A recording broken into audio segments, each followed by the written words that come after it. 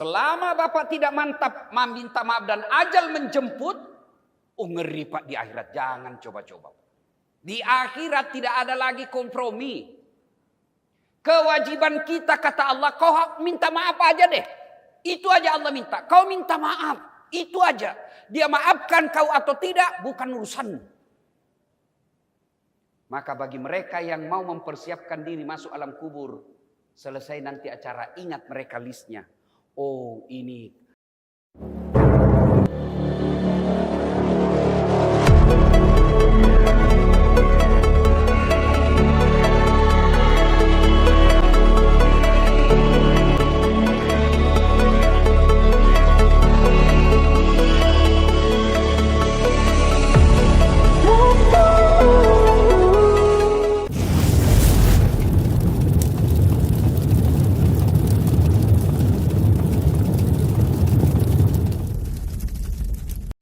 Ibu-ibu jangan pernah sombong. Orang semakin tinggi pangkatnya, suaminya makin kaya, lalu dia tutur katanya lembut, penampilannya biasa-biasa saja, dia akan menjadi teladan bagi ibu-ibu di bawahnya. Kaya itu, nonton bos suaminya, baiknya ya, kayak orang biasa-biasa aja. Orang akan jadikan dia contoh. Saya tergetar hati saya tadi ketika Pak Dai Bertiar berkata kepada saya, Ustadz kami ini sudah di atas 70 tahun. Kalau ada yang sakit dan masuk rumah sakit, pasti pikiran kami sudah saatnya ajal menjemput. Bagus orang berpikir seperti itu Pak. Daripada umur sudah lanjut, 70 tahun, rambut sudah putih, cucu sudah pada besar, masih pikirnya proyek. Itu orang yang jauh dari hidayah. Kata Nabi, cukuplah dengan mengingat kematian, itu hidayah besar buat kalian. Tapi tidak sekedar mengingat kematian, tapi perlu persiapan. Dalam rangka persiapan itu kita berhalal bihalal. Jangan lagi pikir kita akan ke Eropa, tapi persiapkanlah bagaimana kita masuk ke liang kubur yang lebarnya paling 30-40 cm, yang panjangnya paling 170 cm. Assalamualaikum warahmatullahi wabarakatuh.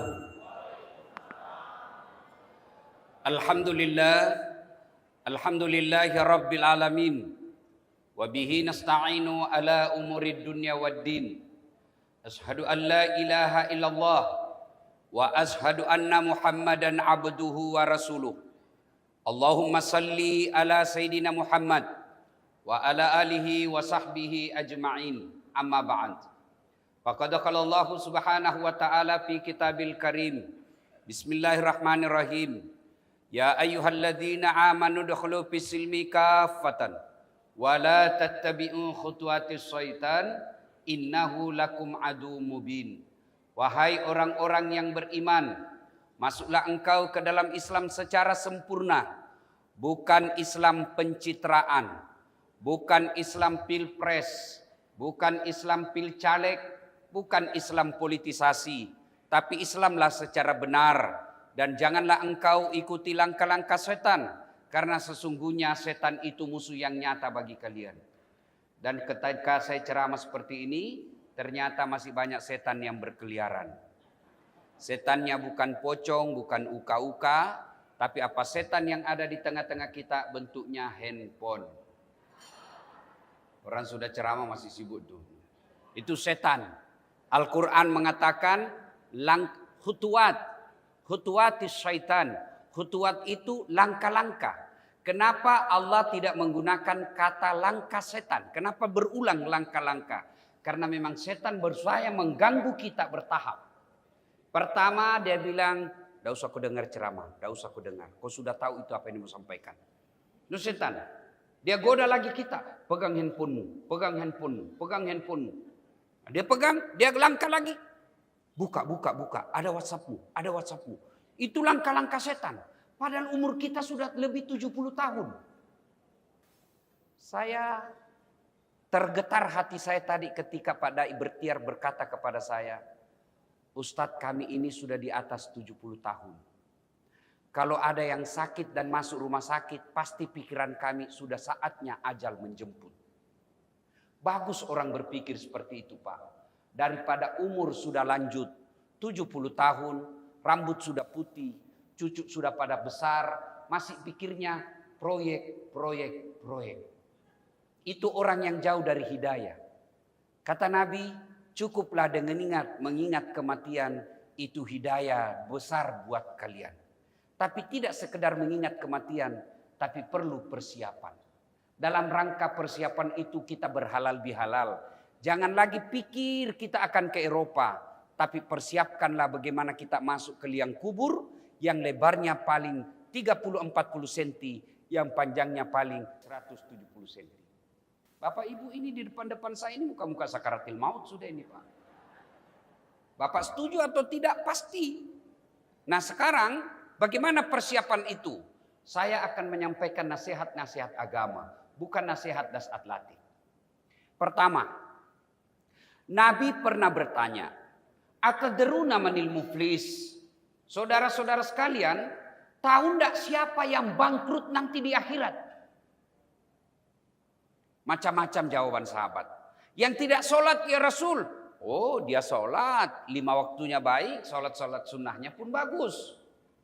Yang tidak puasa Ramadan ya Rasul.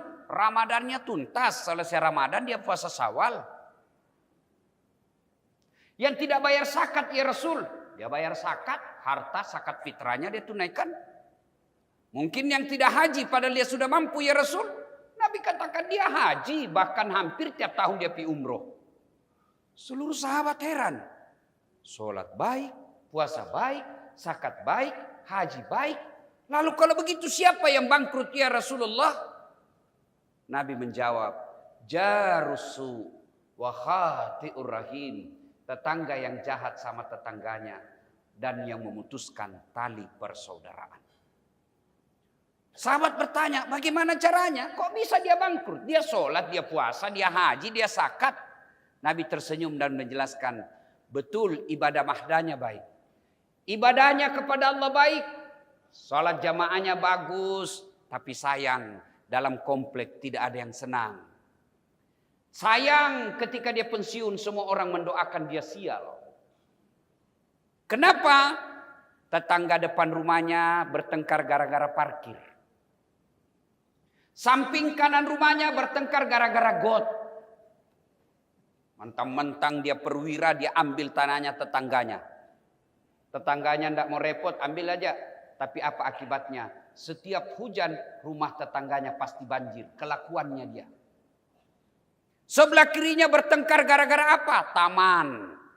Buah dia tanam, nyebrang pohonnya ke tetangga, kotor rumahnya orang. Tetangga tidak berani larang karena dia perwira. Belakang rumahnya bertengkar gara-gara apa? Sampah. Padahal dia rajin sholat jamaah. Tidak ada yang senang. Orang seperti nanti ketika dia setor pahalanya. Ya Allah ini pahala sholatku. 40 tahun saya sholat. Datang tetangganya. Tunggu dulu. Saya pernah dimutasi itu gara-gara dia. Hanya karena istrinya cemburu. Dia gunakan kekuasaannya, saya dimutasi ke tempat, akhirnya saya tidak bisa jadi jenderal. Itu kelakuannya dia tuh. Allah katakan, oh, kalau begitu, kau ambil sepunya salatnya itu 40 tahun, ambil semua salatnya. Sudah habis tuh salatnya Pak, 40 tahun Bu, sudah habis. Dia setor lagi hajinya, ya Allah ini hajiku 2 kali, haji plus. Datang lagi tetangganya, tunggu dulu, saya pernah difitnah. Dicari-carikan kesalahan saya. Saya mencalek, gagal, padahal habis duit saya 2 miliar. Gara-gara fitnahnya tuh di medsos. Kata Allah, ya sudah ambil hajinya itu 2 kali haji plusnya. Sudah habis sholat, habis haji pun. Dia setor lagi puasanya. Ya Allah ini puasaku. Datang lagi, saya juga pernah difitnah. Katanya anakku yang lurus rambutnya bukan anaknya suamiku. Karena suamiku keritin rambutnya. Dia tidak tahu anaknya lurus rambutnya karena pernah direbonding. Nah, sudah. Habis amalnya Pak. Sudah habis tuh amalnya. Kata Nabi dijelaskan ini. Sudah habis amal-amalnya.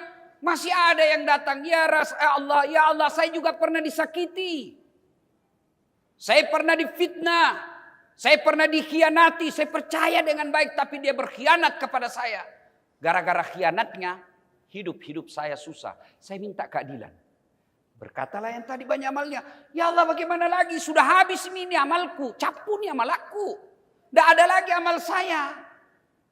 Kata Allah, hambaku, tidak ada kebatilan yang tidak ada balasannya hari ini. Kau di dunia kau bebas. Di sini tidak ada pengadilan bisa kau sogok. Hari ini tidak ada perlakuan tidak adil. Supaya adil, ambil dosa-dosanya orang yang pernah kusakiti. 1 orang datang, 2 orang datang, 3 orang datang. Habis amalnya kepada Allah. Habis amal kebaikannya. Dosa-dosanya orang yang masuk.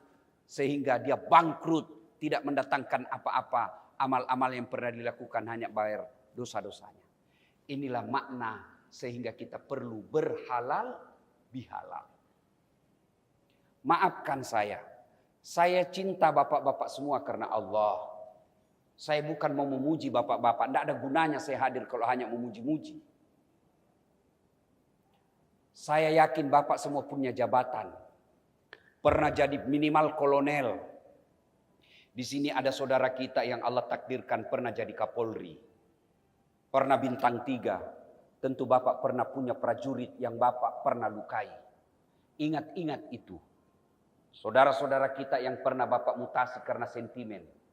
Ingat mereka, sebelum ajat menjemput, telepon dan minta maaf. Selama bapak tidak mantap meminta maaf dan ajal menjemput, ngeri pak di akhirat. Jangan coba-coba. Di akhirat tidak ada lagi kompromi. Kewajiban kita kata Allah, kau minta maaf aja deh. Itu aja Allah minta. Kau minta maaf, itu aja. Dia maafkan kau atau tidak, bukan urusanmu. Maka bagi mereka yang mau mempersiapkan diri masuk alam kubur. Selesai nanti acara, ingat mereka listnya. Oh ini hanya karena istri saya cemburu buta. Karena kalau istri ngambek pak, susah juga diurus pak. Apalagi kalau dia bilang, saya tidak mau lihat itu anak buahmu. Pokoknya, sudah mati kita pak. Dipanggil anak buahnya. Dek, saya tahu kau baik. Tapi saya capek ini hadapi ibu. Marah-marah aja kerjanya. Ya sudahlah nak, ya. Saya mutasi koga dulu ya untuk sementara. Dan ketika seiring waktu berjalan, kita lupa mutasi untuk memperbaiki nasibnya. Itu di akhirat nanti dia akan tuntut kita. Mohon maaf, saya harus sampaikan. Jadi, ibu-ibu juga yang punya memori seperti itu, telepon istri mereka dan minta maaf dengan jiwa besar. Karena kalau tidak susah di akhirat pak. Ini bukan Dasaat Latif yang sampaikan. Ini perintah Nabi. Kalau kita masih percaya rukun iman. Kalau kita masih percaya rukun iman. Percaya kepada akhirat. Pasti kita dapat ini hidup. Saya mau tanya. Bapak-bapak. Kalau bapak sebagai prajurit. Dipindah tugaskan ke satu tempat yang tidak nyaman. Masih ada pilihan pak. Kalau sekarang katanya masih ada pilihan. Apa? Pensiun dini. Tidak urusan dengan presiden. Saya pensiun. Saya pergi cari nafkah ke Malaysia. Ternyata di Malaysia tidak nyaman. Saya ada pilihan. Ada. Pulang kampung. Mangan orang mangan yang penting ngumpul. Iya. Ada pilpres pilkada. Yang saya dukung kalah, ada pilihan? Ada, saya tiarap 5 tahun, tunggu lagi dia tumbang, naik lagi kita. Di dunia bapak menderita, masih ada pilihan.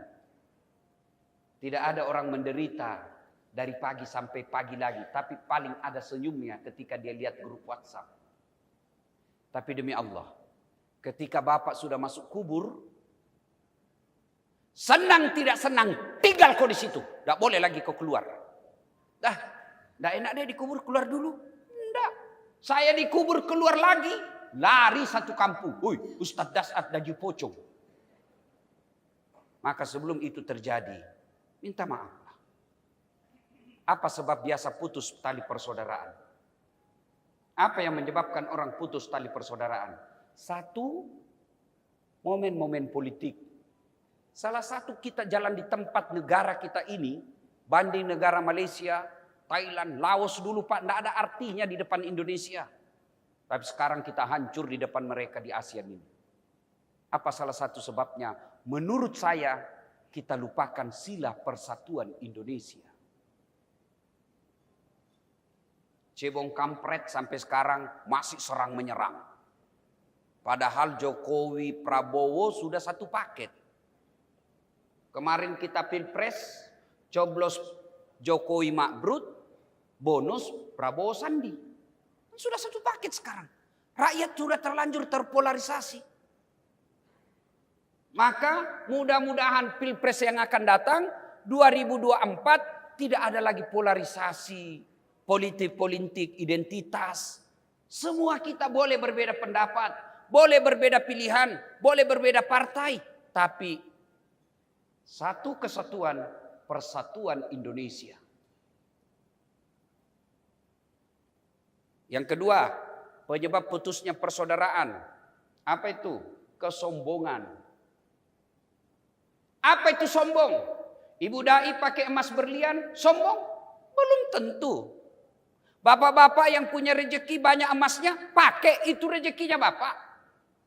Pakai baju krokodil, cabuaya, yang katanya kalau asli kepalanya menghadap ke dalam, kalau palsu menghadap keluar kepalanya, jadi buaya darat. Pakai barang-barang mahal, silakan ibu pakai. Tidak semua orang dikasih rezeki itu. Pakai, bukan sombong itu. Lalu kapan sombong? Ketika ibu remehkan orang miskin. Kau tahu ini ya mas? Anuku, tasku, Hermes. Tahu harganya ini? Hampir 100 juta. Kamu tasmu? Dari Tanah Abang. Sombong. Apa sebab datangnya sombong? Menurut Nabi, 4 sebab datangnya sombong. 1, pangkat jabatan. Belajar di tempat ini Pak. Bapak semua pernah jadi pangkat jabatan. Tapi Bapak ke kereta api, anak milenial tidak kenal lagi sama Bapak. Apa yang kita mau sombongkan? Kapolri mau sombong. Aduh. Sudahlah. Pasti ada hilang jabatannya. Pak Dai sekarang, kalau masih mau pakai itu lambang Kapolri dan tongkatnya ke pasar Tanah Abang, pasti orang bilang sudah gila. Iya toh? Pasti ada masanya. Apa yang kita mau sombongkan? Pangkat jabatan pasti hilang. Maka wasiatkan kepada anak-anak kita yang Allah titipkan jabatan, nak, kau jangan takabur. Nak, kamu jangan sombong. Kau lihat bapakmu. Dulu bapakmu batu aja sudah tiarap orang. Sekarang apa kebuatan Bapak? 2. Penyebab datangnya sombong kata Nabi, ilmu. Ilmu ini yang biasa ulama, ustadz. Ada ustadz yang sombong? Banyak. Mana ustadz yang sombong? Yang mau benar sendiri, tidak mau menghargai perbedaan pendapat. Seolah-olah dia panitia hari kiamat. Ada juga itu ustadz begitu Pak. Begitu, ini bid'ah. Ini sesat, ini ustadz sunnah, ini bukan ustadz sunnah. Hanya karena kita berbeda. Zaman saya kecil dulu, orang berbeda pendapat biasa Pak. Saya sholat subuh, Allahu Akbar. Di samping saya tidak kunut, tidak ribut kita. Paling bilang, oh Muhammadiyah. Selesai. Sekarang waduh. Mengkafir-kafirkan. Saya pun dihina, dibully di Facebook. Ini ustadz tidak sunnah. Saya jawab, kenapa kau tuduh saya tidak sunnah? Buktinya kau tidak pelihara sunnah Nabi. Mana saya pelihara sunnah Nabi? Enggak. Kenapa kau bilang begitu? Kau tidak pakai jenggot? Saya mau diapa kalau tidak mau tumbuh? Gara-gara jenggot saya dibilang ustaz tidak sunnah. Jangan sombong gara-gara ilmu. Allah berfirman, "Wa ma utitu minal ilm illa qalila." Saya tidak berikan kamu ilmu kecuali sangat sedikit. Apa yang mau sombongkan? Misal, Pak Jenderal, Pak Dai. Alhamdulillah Allah takdirkan saya. Penonton saya di YouTube sekarang per tadi malam saya buka lagi. Itu 238 juta Pak.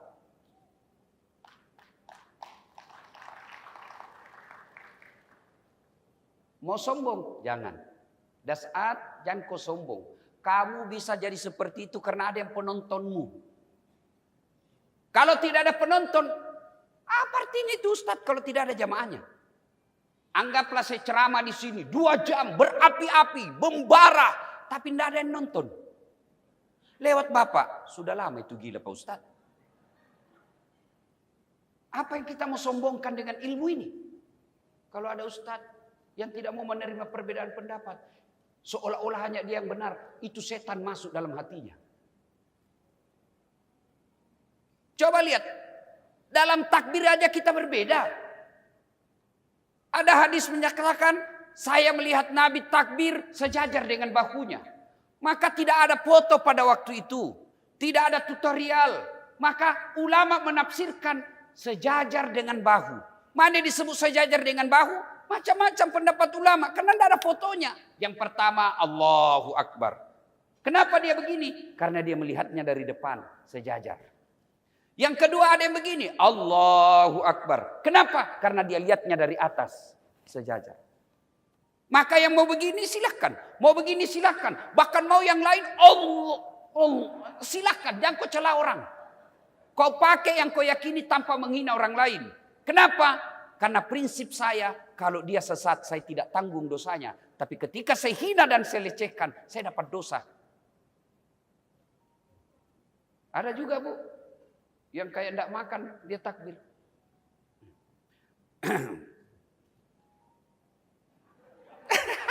Ada juga begitu Pak. Ada juga yang terlalu semangat. Allah. Silakan lakukan. Selesai takbir, itu pun terjadi perbedaan pendapat ulama memposisikan tangan kita. Ada yang di atas dada, Allah. Ada kan Bapak pernah Ibu lihat? Ada. Ada yang antara dada dengan pusat. Allahu Akbar. Ini Syafi'iyah. Ada juga di bawah pusat. Allahu Akbar. Ada. Bahkan di tanah suci ada yang Allahu Akbar. Lurus dia sampai ruku. Itu umumnya Syiah dan Iran. Silakan pakai Bapak mau begini. Silakan. Mau begini. Silakan. Mau begini. Boleh. Mau begini. Tidak ada larangan. Terserah. Yang keliru kalau Bapak pakai semua. Allah. Itu sudah pasti keliru. Jangan sombong dengan ilmu. Yang ketiga, kata Nabi, sebab datangnya kesombongan setelah kekuasaan, pangkat jabatan, ilmu. Yang ketiga, harta. Apa yang kita mau sombongkan dengan harta? Ada orang karena hartanya banyak sombong. Allah marah.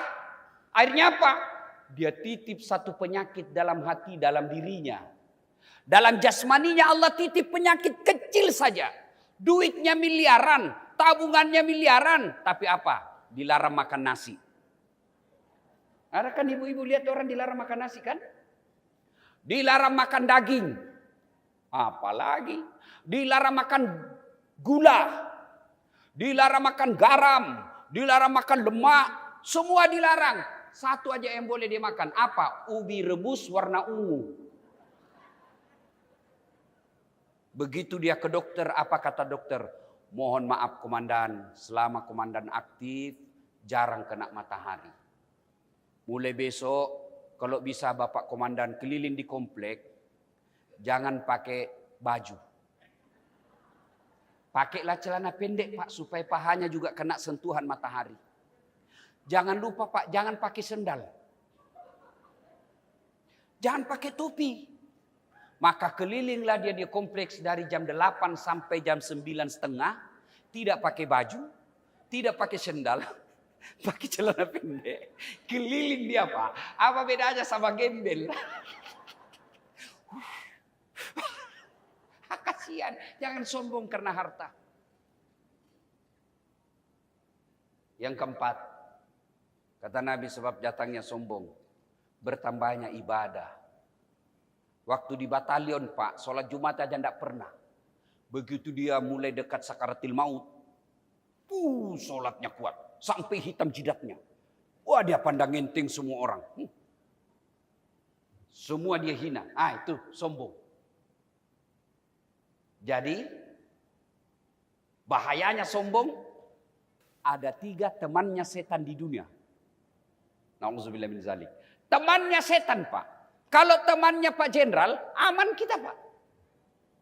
Temannya presiden, aman urusan. Teman pengusaha, aman urusan. Tapi kalau temannya setan, nauzubillah min zalik. Maka kata Allah, 3 temannya setan di dunia. 1 diantaranya, ghaniyun mutakabbir. Orang kaya yang sombong.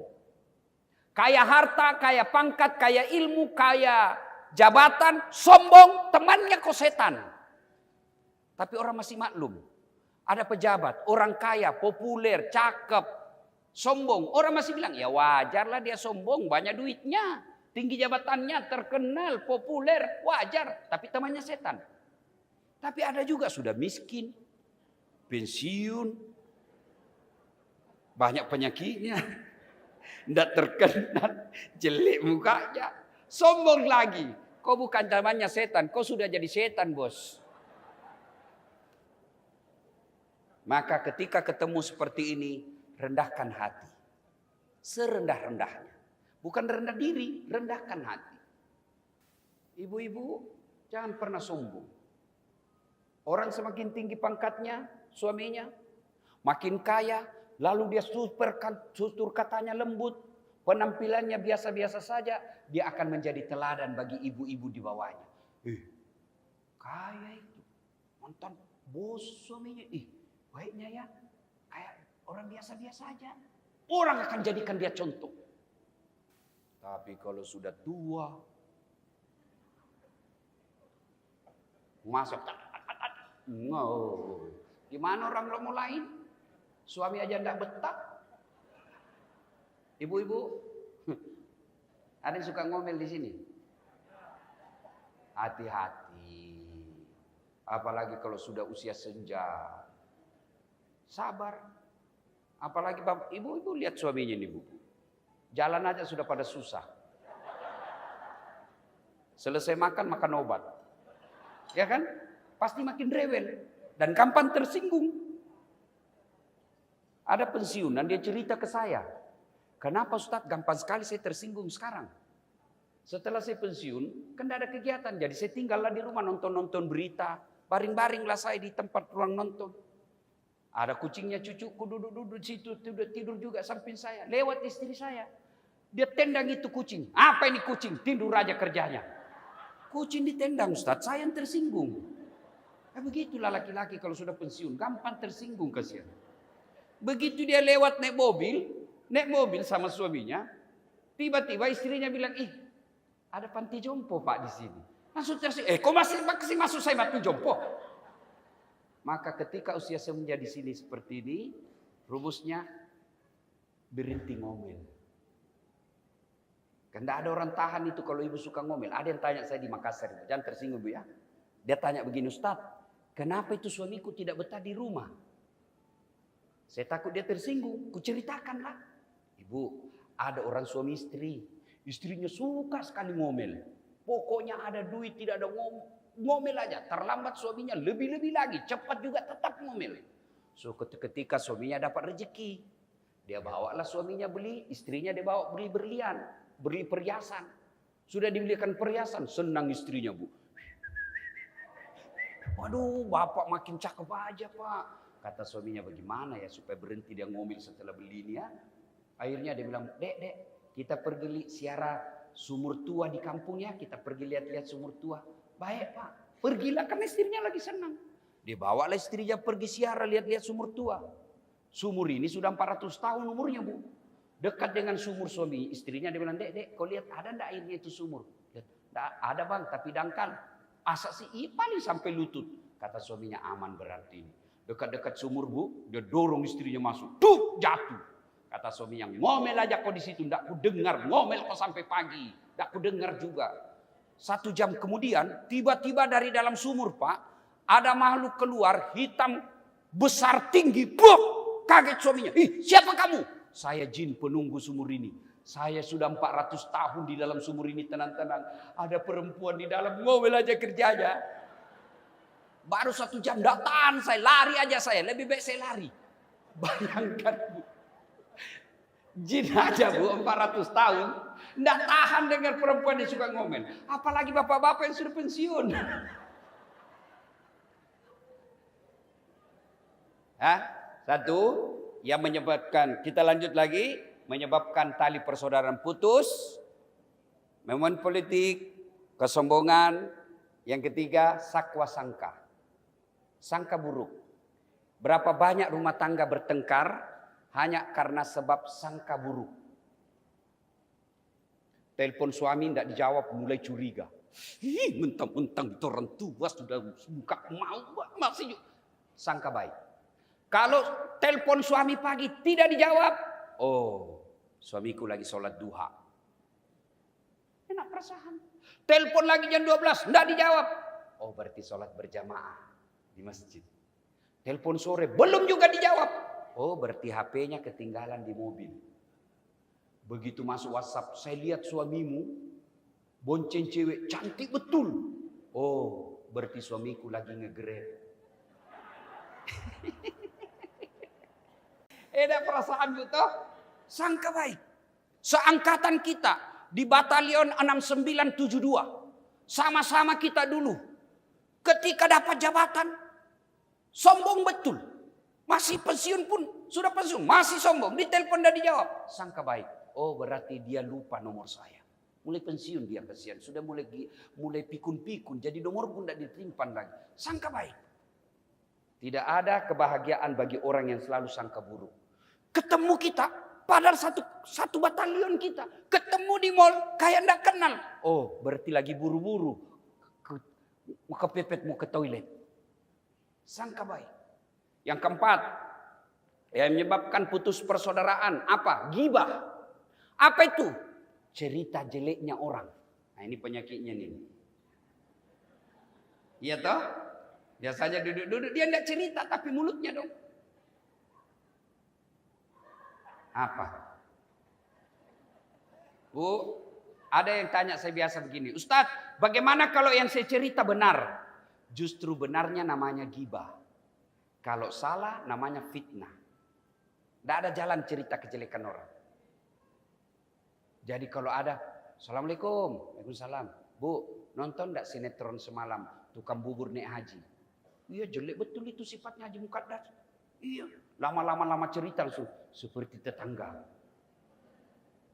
Maka ibu yang mau siap untuk kehidupan akhirat, dia akan berkata, na'udzubillah min zalik. Kita berlindung kepada Allah dari keburukan seperti itu. Selesai urusan. Nah ibu bapak saudara-saudara sekalian, banyak yang memecahkan tali persaudaraan tapi waktu yang terbatas. Poin kedua, apa hebatnya banyak teman? Kata Nabi, siapa yang mau dipanjangkan umurnya, dimurahkan rezekinya, tertolak dari mara bencana, maka hendaklah dia bersilaturahmi. Apa prakteknya? Contoh, saya ini bu, tidak banyak duit saya, tapi banyak temanku. Temanku banyak uangnya. Di Makassar hampir tidak pernah laku duit saya. Saya ke pasar pak, baru saya turun dari mobil, sudah ada yang teriak, Assalamualaikum Ustaz. Dalam hatiku aman dan terkendali. Ada yang si sayur, ikan, telur. Begitu saya mau bayar, enggak usah Ustaz. Enggak enak, enggak usah Ustaz. Dalam hatiku memang itu yang kutunggu. Banyak teman, murah rezeki. Yang kedua, banyak teman tertolak dari bencana dan bahaya. Contoh lagi. Wafat saya punya SIM. Mati SIM saya. Saya ke Polrestabes. Mau perpanjangan SIM. Turun dari mobil, dilihat sama ajudannya ke Polrestabes. Wih, ada Pak Ustadz. Lapor komandan. Ada Pak Ustadz. Wih, komandan turun. Assalamualaikum Ustadz. Waalaikumsalam. Siap komandan. Ada apa Ustadz? Biasa komandan. Perpanjangan SIM. Panggil Kasat Lantas. Tolong bantu Pak Ustadz ya. Mudahkan urusannya. Jangan lagi kau minta uangnya. Dosa uang Ustadz kau makan. Selesai urusan saya. Maka banyak teman, murah rezekinya, tertolak dari bencana. Yang ketiga, panjang umurnya. Apakah panjang umur itu 80 tahun? 90 tahun? 90 tahun saya lihat orang sudah jarang Pak. Ini saja tadi diumumkan sama ketua paguyuban kita, sudah lebih 50% sudah alam arwah tempat mereka. Bagaimana yang disebut umur panjang? Meskipun sudah wafat, orang masih mengenang kebaikannya. Itulah yang disebut umur panjang. Kumpul-kumpul kita begini, kita ingat lagi kebaikannya. Oh dulu kasihan sudah hilang. Wih baik betul. Itulah umur yang panjang. Sedangkan umur yang pendek, masih hidup, orang sudah selalu doakan mudah-mudahan mati cepat. Poin berikutnya, bagaimana menyambungkan tali persaudaraan? Pertama, berhalal bihalal. Inilah dia, saling memaafkan. Bagaimana cara berhalal bihalal? Tidak cukup hanya berkata, maaf lahir batin, dunia akhirat, sengaja tidak disengaja, ujung rambut sampai ujung kaki. Tidak. Tapi bagaimana caranya? Nabi mengajarkan, satu, jabat tangannya. Bagaimana kalau dia bukan mahram kita, Ustaz? Syafi'i mengatakan tidak boleh kalau dia perempuan dengan laki-laki, bukan mahramnya. Tidak boleh, Syafi'i katakan. Tapi Imam Ahmad katakan, selama kau tidak nafsu, boleh. Maka saya, Jenderal, kalau di depan mahasiswa saya yang cewek-cewek cantik, saya tidak mau jabat tangan, saya begini saja. Makasih Dek, makasih Ustaz. Kenapa? Saya tidak mau. Ustaz nafsu. Oh, saya manusia biasa. Ayat tidak mengatakan la taqrabus zina illa ustaz. Jangan dekati zina kecuali ustaz. Biar ustaz ketemu makhluk halus bisa hancur. Maka saya cukup begini. Tapi kalau sama bunda ini yang sudah usia-usia 70 tahun, saya jabat tangan lah. Tidak mungkin saya nafsu sama mama. Ya kan? Keterlaluan saya kalau saya masih nafsu sama mama. Ini di kampung saya namanya samberlap. Apa itu samberlap? Sambaran Cina lapuh. Sudah jabat tangan, pandang matanya. Itu adabnya Pak. Ada orang biasa jabat tangan, dia tidak lihat kita. Bagaimana orang tidak sakwa sangka? Maka ketika ketemu seperti ini, bertahun-tahun tidak ketemu, jabat tangannya, pandang matanya. Jangan sambil terima telepon, itu tidak beradab namanya. Yang ketiga, jangan pandang matanya tapi melotot. Senyum. Yang keempat, ketika dia muslim, jabat tangan sambil selawat. Allahumma salli ala Sayyidina Muhammad wa ala ali Sayyidina Muhammad. Bapak tahu adabnya Nabi. Kalau Nabi jabat tangan dengan sahabat, tidak pernah Nabi lepas tangannya duluan. Pasti dia tunggu sahabatnya lepas baru Nabi senyum. Selesai. Yang berikutnya, setelah Allahumma salli ala Sayyidina Muhammad wa ala ali Sayyidina Muhammad. Syarat kelima, Bapak harus sebut judulnya dosa. Pak, maafkan saya. Dulu waktu kita sama-sama aktif, ada sepatumu hilang waktu itu tuh. Saya ngambil. Baru sapa. Sudah itu kalau dia bilang kawan kita, ternyata kau yang ngambil. Saya tuduh sopir saya. Sudahlah, saya maafkan tahu, tapi ganti sepatuku 10 kali lipat sekarang. Baru sah. Selama barang orang masih dikuasai Pak, dan Bapak tidak mengaku, Bapak berperkara nanti di akhirat. Begitu juga nanti bapak-bapak ketika minta maaf sama istri, sebut judulnya. Jadi nanti kalau suami minta maaf ibu, suruh sebut judulnya. Maafkan saya Bu, kata istrinya. Apa? Tidak enak nanti ku ngamuk lagi ya. Apa judulnya kok tiba-tiba minta maaf? Maafkan saya Bu, waktu saya tugas dulu di Sumatera, aduh. Ada perempuan mirip betul sama kamu, aduh. Saya hilap Bu, saya hilap, maafkan saya. Kata istrinya, tidak apa-apa, begitulah manusia biasa. Saya maafkan kau, karena waktu itu saya juga hilap. Bapak saudara-saudara sekalian. Yang kedua, cara menyambungkan silaturahmi, sedekah. Bu, maafkan saya. Bu ibu nih yang banyak emas berlian, sedekahlah. Ibu-ibu kalau ibu meninggal, siapa yang pakai berliannya ibu? Siapa kira-kira yang pakai Bu? Anak? Bukan, istri kedua. Pasti kawin lagi. Didengarlah ini Pak Jenderal ceramah saya, istri saya di YouTube. Jadi Ustadz, nanti kalau saya meninggal kau akan kawin lagi. Saya bilang, kau sini sayang. Saya peluk dia baik-baik, baru saya bilang, sayangku dengar baik-baik. Jangankan kau mati, kau masih hidup saja, saya selalu berpikir mau kawin lagi. Apalagi kalau kau sudah wafat. Maka ibu-ibu sedekahkanlah. Dan demi Allah, tidak ada orang bangkrut gara-gara sedekah. Jadi kalau saya, ibu-ibu nih, yang di depan kita, kalau ibu pakai produksi Tanah Abang, tidak ada yang percaya itu palsu. Itulah hebatnya jadi orang istri orang kaya. Orang tidak percaya kalau kita palsu pakai. Tapi kalau kita orang miskin sudah pakai asli, apa dia bilang? Palsu. Di mana dia dapat? Maka orang yang pandai menyikapi hartanya, dia kirim lebih dulu.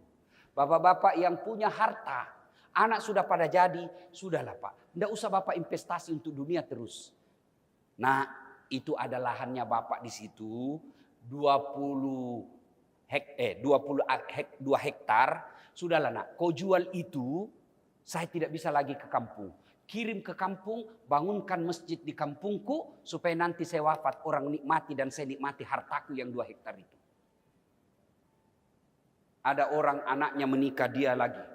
Cucunya menikah, dia lagi urus. Cucunya mau urus, belikan lagi rumah, belikan mobil. Salah tidak. Tapi keliru ketika bapak tidak mempersiapkan alam kuburnya. Ya mulai-mulai kita sadari 72 tahun. Mau kemana Pak? Pasti. Kullu nafsin sa'ikatul maut. Maka tindaki dengan cara apa? Sudahlah nak, ini ada emasnya mama 300 gram. Sudahlah, kau jual 250 gram, 50 gramnya kau bagi-bagi, saya pakai juga sebagian. Ini yang disebut pandai menyikapi harta. Dan yang berikutnya, cara menyambungkan tali persaudaraan setelah memaafkan, bersedekah, dan berikutnya lagi adalah ketika kita ingin menyambungkan tali persaudaraan adalah mengunjunginya. Anaknya sudah, dia kawan kita sudah tidak ada Ustaz, maka caranya lagi kita kunjungi istrinya. Istrinya pun sudah wafat, anak-anaknya. Itulah cara menyambungkan tali persaudaraan. Ibu bapak saudara-saudara sekalian, pada akhirnya halal bihalal yang kita lakukan ini intinya adalah wa'tasimu bihablillahi jami'an wa la tafarraqu. Berpegang teguhlah engkau kepada tali persaudaraan agama Allah dan janganlah engkau bercerai-berai. Semoga ada manfaat, lebih dan kurangnya mohon dimaafkan. Mari kita berdoa bersama. Kita awali dengan mengirimkan suratul Fatihah kepada Rasulullah Muhammad SAW. Khasiat dan keutamannya kita ikhlaskan untuk seangkatan kita.